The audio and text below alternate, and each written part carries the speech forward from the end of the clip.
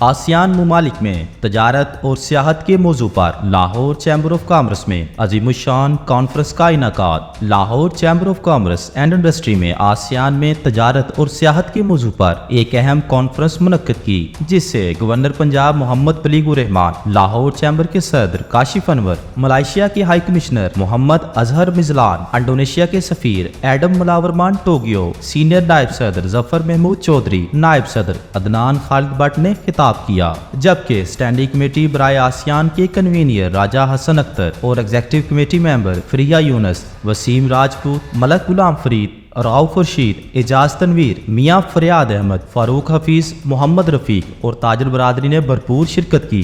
Governor Punjab محمد بلیغ الرحمان نے Lahore chamber کے صدر کاشف انور کو کامیاب کانفرنس کے انعقاد پر مبارکباد دیتے ہوئے کہا کہ تجارت کے لیے نئے مواقعوں کو تلاش کرنا چیمبر کی بنیادی ذمہ داری ہے۔ لاہور چیمبر کے صدر کاشف انور نے کہا کہ یہ کانفرنس پاکستان اور آسیان ممالک کے تاجروں کے درمیان تعاون کو فروغ دینے میں اہم کردار ادا کرے گی۔ پاکستان اپنی بے پناہ صلاحیتوں کو بروئے کار لا کر اس سے بہت فائدہ اٹھا سکتا ہے۔ کاشف انور نے کہا کہ سال 2022 میں آسیان کی عالمی برآمدات $2 ٹریلین سے زائد، جبکہ درآمدات $1.87 ٹریلین تھیں۔ آسیان کو پاکستان کی برآمدات محض $1.58 ارب، جبکہ آسیان سے ہماری درآمدات $8.96 ارب کے لگ بھگ ہیں۔ کاشف انور نے کہا کہ بین الاقوامی سیاحت کی صنعت بڑی تیزی سے ترقی کر رہی ہے۔ پاکستان دلکش مناظر، بھرپور ثقافتی ورثے اور صدیوں پرانی تہذیب کی سرزمین ہے۔ ہمالیہ اور قراقرم کی بلند و بالا چوٹیوں سے لے کر بحیرہ عرب کے پرسکون ساحلوں تک پاکستان سیاحوں کے لیے انتہائی کشش رکھتا ہے۔ کاشف انور نے کہا کہ حلال انڈسٹری میں بہت زیادہ مواقع موجود ہیں۔ کاسمیٹک اور فارماسوٹیکل مصنوعات کو برآمد کر کے پاکستان کثیر زر مبادلہ حاصل کر سکتا ہے۔